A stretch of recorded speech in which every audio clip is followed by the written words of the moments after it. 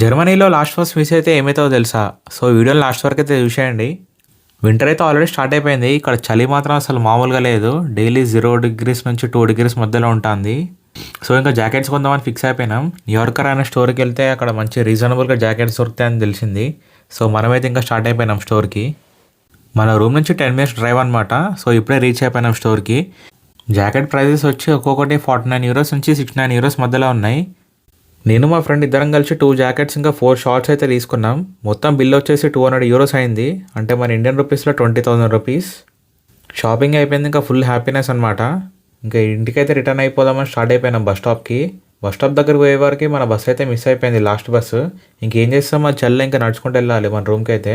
అసలు మామూలుగా లేదు చలి. 45 మినిట్స్ అయితే నడవాలి ఇంకా మన రూమ్కి.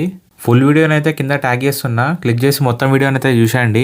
లైక్, కామెంట్, సబ్స్క్రైబ్ అయితే చేసేయండి. సో ఇంకా టాటా, బై బాయ్.